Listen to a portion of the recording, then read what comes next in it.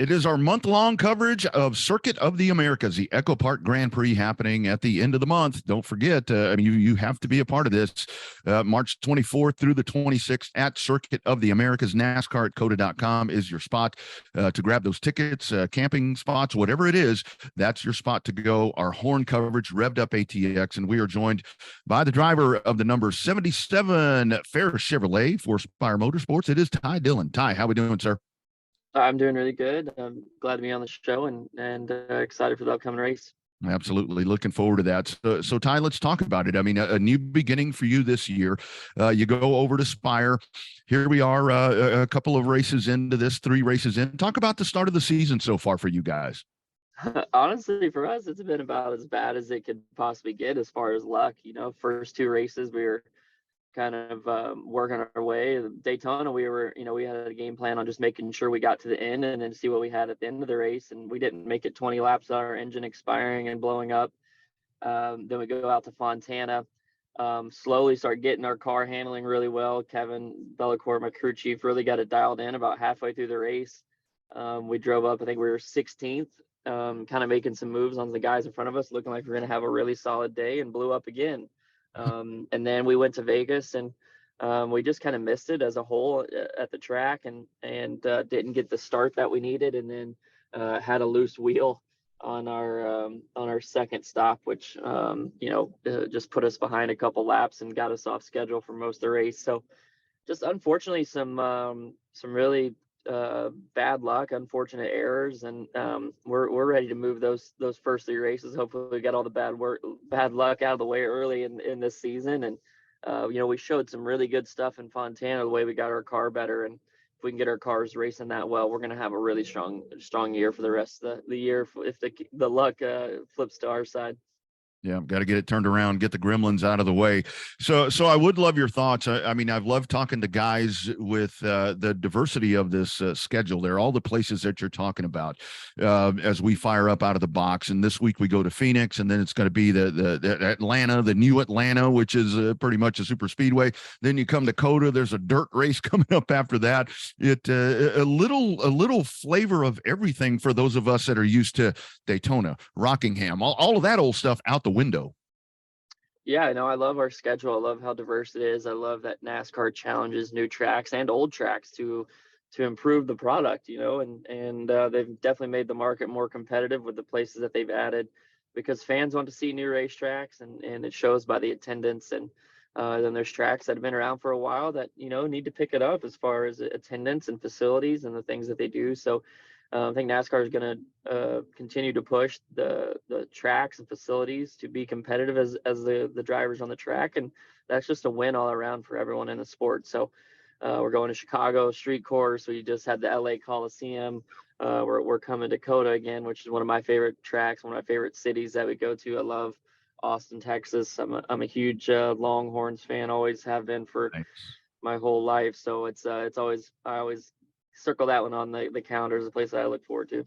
Well, we are the broadcast home. We are the home affiliate of the Texas Longhorns. So definitely need to keep that in mind with the horn. So your thoughts with this car, this ever evolving car. Last year there was not a notebook. There was none of that was there. Changes and tweaks continue to be made, and the car, it's changed the competition. I mean, it's totally changed the competition. Your thoughts here in year number 2 of Gen 7 or whatever you want to call it.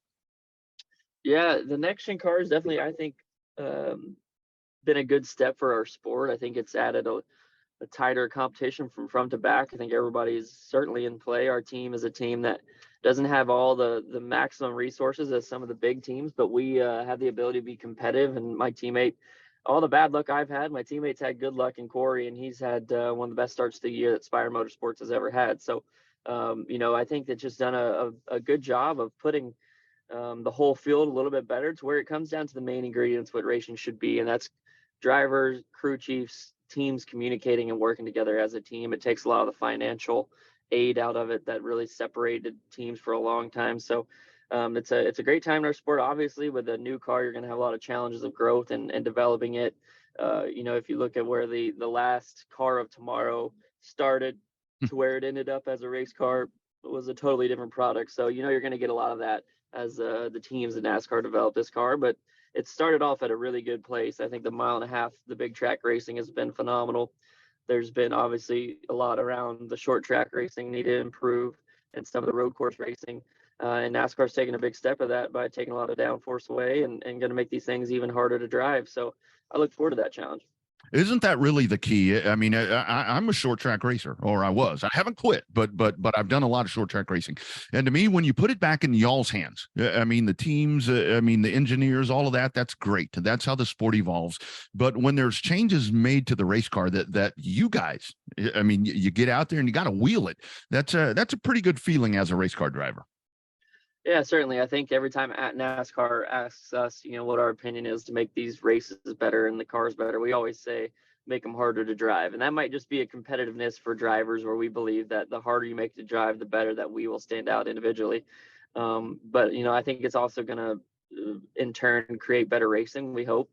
A lot more tire fall off, people coming and going throughout the field. That's what we all want to see. And we are the best drivers in the world, so we need to make sure that we're being challenged. And the next gen car has certainly done that, and I think we're still pushing to do more. Yep. So Ty, as you guys start working up to COTA, let's elaborate on that one just a little bit. So this racetrack right here, a very technical racetrack. There's lots of challenges that you get with this facility out here. It's a very different purpose-built road course. Your thoughts on it? I think it's one of those situations to where you either love it or you cannot stand it.